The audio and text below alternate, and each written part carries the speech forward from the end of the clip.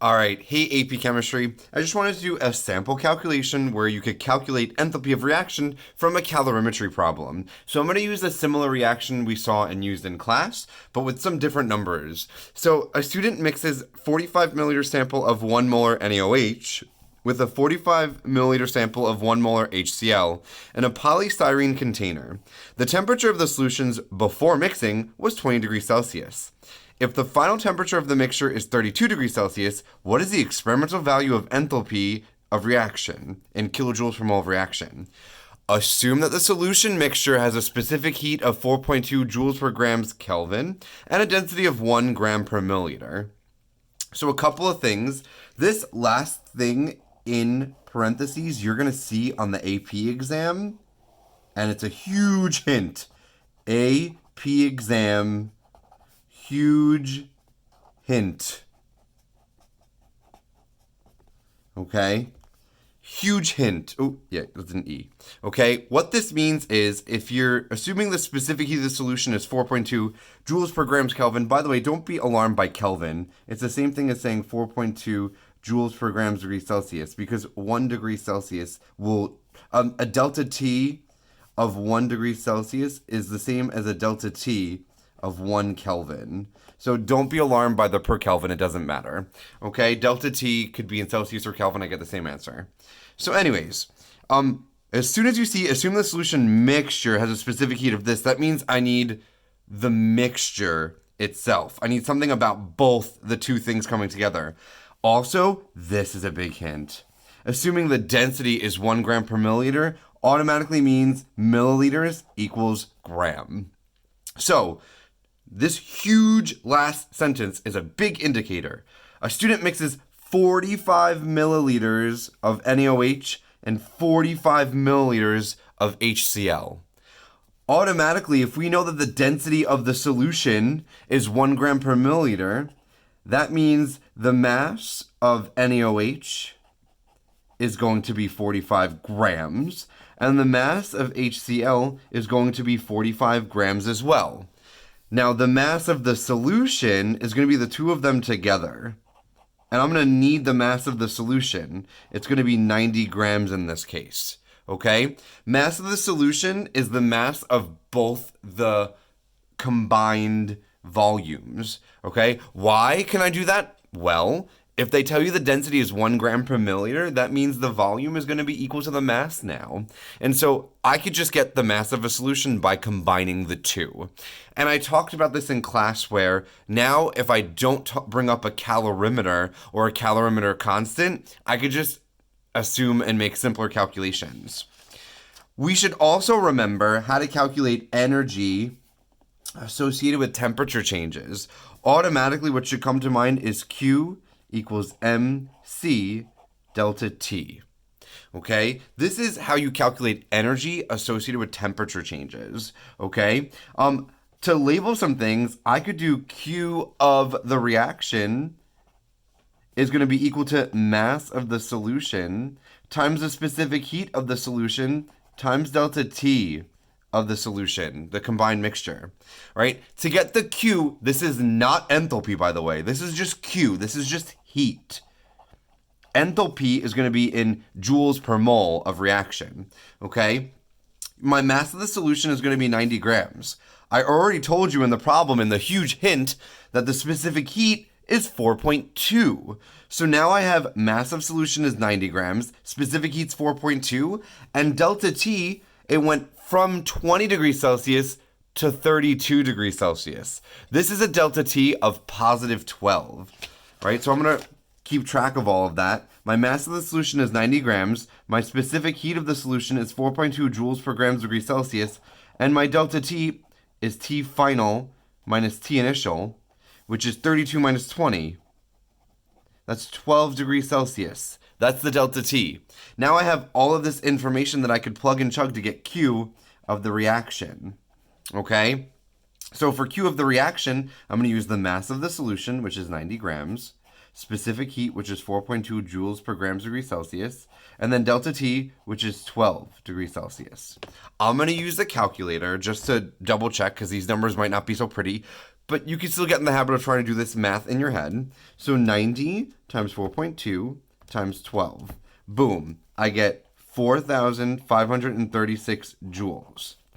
Now, side note, delta T is positive.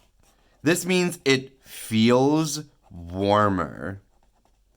And as another aside, whatever happens to the solution, it's going to be the negative of the reaction. So really, this should be negative 4,536. Why? Try and remember that if things feel warmer or if temperature increases, it's exothermic. So my energy should be negative. Or remember that Q of the solution is going to be equal to negative Q of the reaction. So whatever happens to one, the opposite is going to happen for the other. So now I have Q of reaction. Okay. If I want delta H of the reaction, it's going to be Q of the reaction over moles reaction. Okay. Now, how do I get moles of reaction? Remember, for moles of reaction, I reacted this equation. HCl gives me NaCl plus H2O. And energy is going to be coming out. So I'm going to say plus E for energy. Okay? Now, remember stoichiometry and enthalpy. For every 1 mole of NaOH, I'm going to get a certain amount of energy coming out. For every 1 mole of HCl, I'm going to get a certain amount of energy come out. For every 1 mole of NaCl and H2O that's formed, I'm going to get a certain amount of energy that comes out. Luckily, everything is a mole to mole ratio, and it's 1 to 1 to 1. No matter which moles I use, I will get the same answer. I just need to get moles of one of these reactants, and then I could get the moles that's required for the reaction. This is 1 mole of NaOH reacting with 1 mole of HCl. Well, it just so happens that I have the same volume and the same molarity of both my NaOH and my HCl. And this is going to be also kind of like a nice hint and indicator for the AP exam that I'm going to have the same volume and same molarity. And remember my favorite equation, molarity times volume in liters is going to be equal to moles. Okay? So 1 molar times 45 divided by 1,000 is going to be my volume in liters. So 45 divided by 1,000 is going to be 0.045 liters. Multiplying these two, both of them are going to give me 0.045 moles. Now, I have 0.045 moles of NaOH reacting with 0.045 moles of HCl. For every 1 mole of NaOH, I'll get an energy coming out of the reaction for delta H. For every 1 mole of HCl, I need 1 mole of NaOH to react with 1 mole of HCl. So it doesn't matter which of these moles I use because I'm going to have a moles of reaction that's the same between the both of them. What if I didn't have that? What if I had 0.09 moles of HCl? How will I know how much reacted if I gave you 2 different amounts of reactants? Well, this is just like in a similar video. This is going to be a limiting reactant problem. If I have more moles of one than the other, one of these is going to limit how much energy is produced. And for this little quick example that I'm giving here, if I had 0.9 moles, my NaOH would be limiting and I would have to use the moles of NaOH. And I made videos about that. Whichever one gives me my least moles of product or least amount of energy, that's going to be my limiting reactant. But I didn't do that. I give you the same moles, so it doesn't matter which one I use. I'm going to use, this is my moles for reaction. I'm going to have 0.045 NaOH, 0.045 HCl, and I'm going to get 0.045 NaCl and 0.045 H2O. So to calculate my delta H of reaction now, I'm going to do my Q of reaction in joules and divide it by my moles for reaction, because it's going to be this 0.045 for the whole reaction. If I divide these two, 4,536 divided by 0.045, I get a huge number. I get 100,800, negative 100,800 joules per mole. And now if I want this in kilojoules per mole, I divide by 1,000.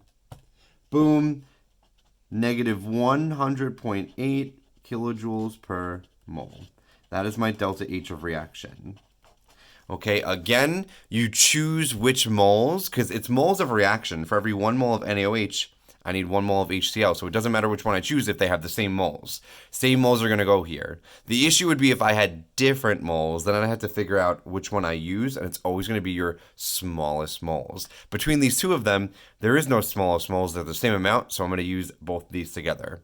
You do not use 0.09 moles as the per moles of reaction because both of these are required. Both, like NaOH and HCl, come together and make the NaCl and H2O. It's not like the two of them are coming together and then I get twice as much. So this is per mole of reaction.